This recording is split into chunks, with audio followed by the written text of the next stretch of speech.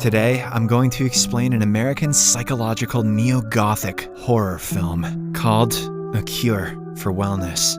Spoiler: the protagonist of the movie, Lockhart, is a self-centered young man who doesn't care about anything other than his work. He is so career-obsessed that he has left his mother in an old-age home, believing she is a distraction. In the opening scene, he is called to a meeting with the company's higher-ups and fellow board members. There, he reads an open letter from the CEO, Pembroke, who addresses the board members. He reveals that he is currently at a wellness spa in Switzerland on a 2-week getaway. However, in the letter, Pembroke expresses no intention to return, and he calls out the company for engaging in illegal and unethical financial practices. Pembroke also says that he would never approve the company's planned merger with another finance giant, and warns the board members against contacting him ever again. After going through the troubling letter, the members unanimously assign Lockhart to bring Pembroke back to New York. They warn him that if he fails to do the job, he'll have to take the fall for the entire scandal. Left with no choice, Lockhart agrees and travels to Switzerland. After touching down, he is driven up the hill to the spa by a man named Enrico. The two strike up a conversation, and Enrico says that he doesn't understand why rich people from all over the world come looking for this particular spa. Their conversation is interrupted when an angry villager chucks a drink at the car. However, Enrico doesn't even respond, implying that this is a common thing here. He explains that the villagers have a bad history with the people that live on the hill. 2 centuries ago, the hill was owned by an aristocratic family. Apparently, the family's last baron was so obsessed with the purity of his bloodline, he decided that only his sister was clean enough to carry his child. When the church disapproved of the union, he renounced God.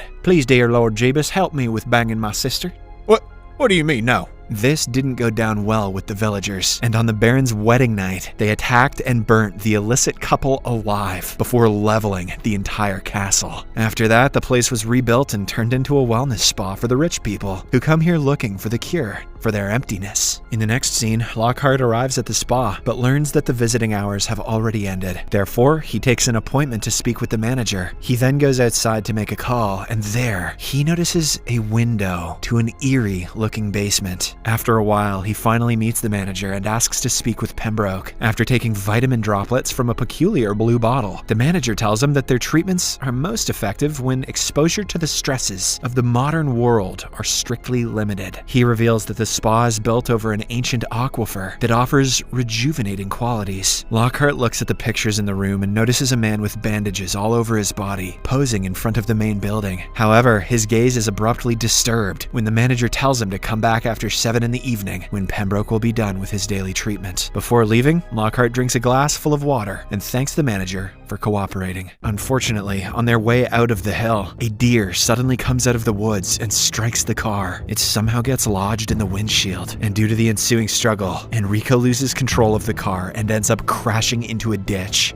Dear God. 3 days later, Lockhart wakes up in a room at the same spa. Shortly after, the director of the place, Volmer, approaches him and explains that he broke his leg in the accident. Volmer says that he has already notified Lockhart's firm about the accident and asks him to try out the spa's treatments during his stay. After he leaves, Lockhart drinks water as he watches a man covering the window to the basement he saw earlier. To his horror, he then finds a parasitic creature floating in his glass. Following this, Lockhart sneaks out of the room and finds Pembroke in the bathhouse. He asks the old CEO to come home with him, but the latter claims that he can't leave because he is unwell. Pembroke then takes a dip in the water, and when he emerges, he suddenly redevelops interest in the stock market, as if he has broken out of a spell. Hence, he agrees to return to New York and lead his company once again. Excited, Lockhart quickly gets ready and calls for a taxi. As he waits for Pembroke, he meets amateur historian Victoria Watkins. She shows Lockhart the remains of the church where the Baron apparently executed a priest. It is believed that people used to come from miles for the miracles attributed to the holy water. Lockhart then tells her about the Baron's obsession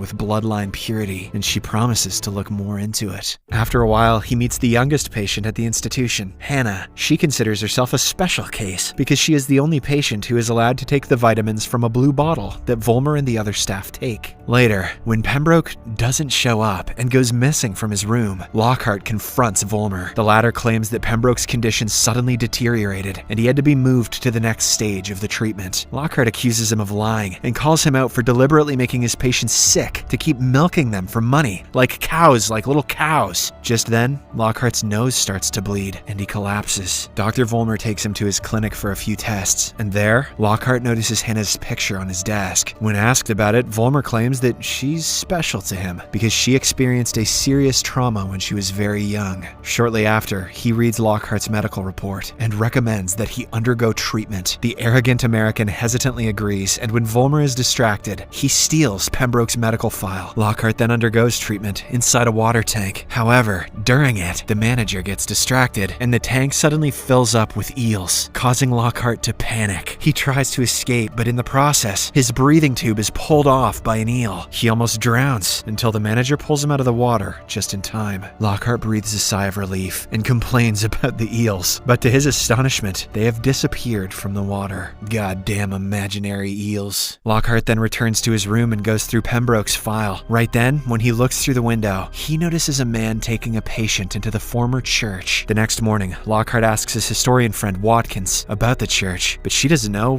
what it is used for now. Instead, she tells him that he was right about the Baron and his sister's illicit affair. However, the villagers didn't burn the place down because of that reason. Turns out that the Baron was performing sick and gruesome medical experiments on his peasants. The farmers started finding disfigured human bodies dumped in their fields, dried up like the mummies of Egypt. Fearing that they might be next, the residents of the village got together and killed the royal couple brutally. Once Victoria finishes saying the story, Lockhart figures that the Baron was probably looking for a cure to treat the sick Baroness. Suddenly, a male nurse appears and whisks Watkins away for her treatment. Following this, Lockhart wanders around the place until he notices Hannah riding her bike. This gives him an idea. He asks her to show him around the town, and in exchange, he will give her a ballerina toy. Hannah, who appears to be a child mentally, agrees without hesitation. After a long and fun ride, they stop at a local tavern for some food. To Lockhart's delight, he finds Enrico there. It turns out the driver also survived the crash, and he was given a new car by the wellness spa. The reason, however, for this kind gesture was never specified. Meanwhile, Lockhart gets to know Hannah over some beers. She reveals that her mother died in a fire when she was young, and that her father will come for her when she gets cured. She also lets him borrow some of her vitamins. Lockhart then leaves Hannah at the bar to visit Peter, the only doctor in town. Although Peter is a vet, he looks at Pembroke's medical file and reveals that his teeth are falling out, probably due to chronic dehydration. This puzzles Lockhart, as the spa makes its patients drink ample amounts of water. He connects it to the Baron's experiments and the dried bodies that were found in the field. It is believed the Baron was burned alive 200 years ago, but Lockhart finds it strange that people are flocking to the spa, looking for a cure, something the Baron was looking for his sick wife. Pieter reveals that her sickness was actually infertility. He then excuses himself to aid a dying cow. Turns out the cow fell sick after drinking sewage water from the spa. He cuts the poor animal's stomach open, and shockingly, a stillborn calf and some eels spill out. That was...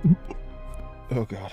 Lockhart then returns to the bar and calls his boss back in New York. To his astonishment, he learns that Vollmer had never informed his superiors about the accident. The boss then orders Lockhart to return to New York with Pembroke within the next 24 hours. Enraged, Lockhart confronts Hannah and asks her why no one is allowed to leave the spa. He also inquires about Pembroke's whereabouts and the blue bottle vitamin. The shy girl obviously won't answer any of it, and in a fit of rage, Lockhart gets into a fight with a patron. Unfortunately, things soon turns south, and Lockhart is about to be killed, but Vollmer arrives in the nick of time and saves him. Without making a fuss, he then returns to the spa with the two patients. Later that night, Lockhart again sees the staff moving patients into the church. His tooth also starts to fall out, and he reports this at the reception. When the nurse goes to fetch him some medicine, he goes through her file and locates Pembroke's room. On his way there, Lockhart comes across Watkins. He tells her that the Baron's experiments are happening again, and in return, she reveals that the Baroness wasn't infertile because she was pregnant at the night of the wedding. If she was pregnant with calves and baby eels, I'm noping out. Before she was burned alive, the baby was cut out of her womb and thrown into an aquifer, but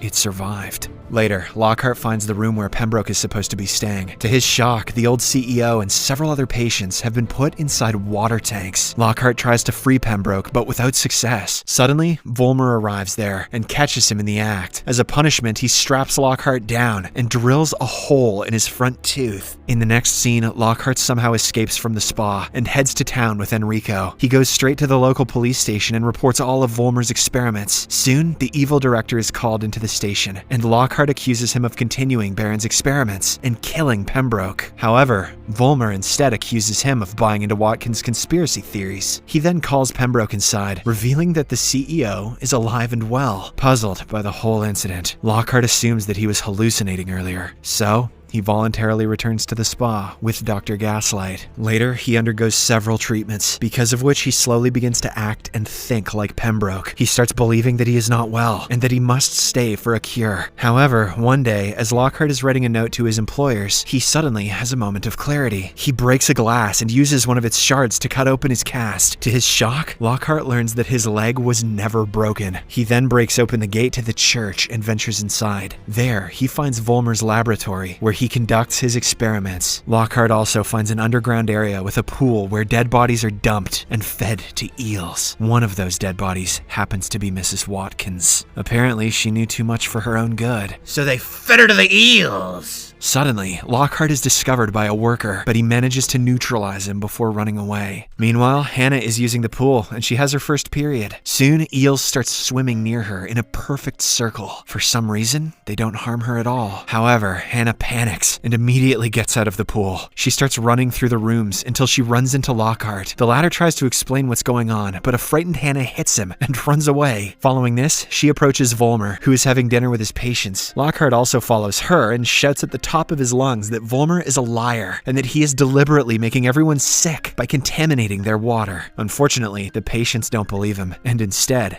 gang up on him. Lockhart passes out and later wakes up locked in a chamber. Soon, Vollmer approaches him and starts revealing everything. He mentions that the eels only live for a few years, but in the spa's aquifer, they live for as long as 300 years. But for humans, this same water is considered toxic, which explains why most of the patients are falling sick. However, centuries ago, the Baron found out that a proper filtration process could turn the water drinkable for even humans. This process was not a normal one though, as the filters were live humans who had to go through a great deal of pain. The Baron obviously didn't care about any of it, so he sacrificed hundreds of unwilling peasants until he was killed by the angry mob. After revealing all this, Vollmer forces a tube down Lockhart's throat, through which the creepy eels enter his stomach. They then filter out the vitamins from his digestive system, which apparently makes one immortal. Following this, Lockhart has his teeth fixed, and he appears to be changed just like the rest of the patients, stuck in a delusion that he is unwell. Meanwhile, Vollmer gives Hannah a new dress and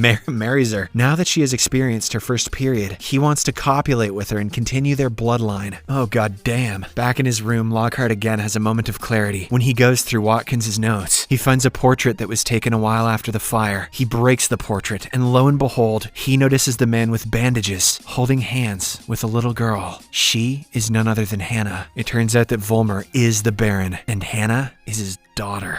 God damn! He somehow survived the fire and lived for 2 centuries disguised as different personalities. All this while, he continued his experiments in the guise of running a wellness spa. He killed innocent people, extracted the vitamins from their digestive systems, and consumed them to remain immortal. He also gave it to Hannah, and this is the reason why she considers herself special. In the next scene, Vollmer brings her to a room and tries to do bad things to her. Fortunately, Lockhart arrives there just in time to stop him. This infuriates Vollmer, and he finally reveals his scarred face.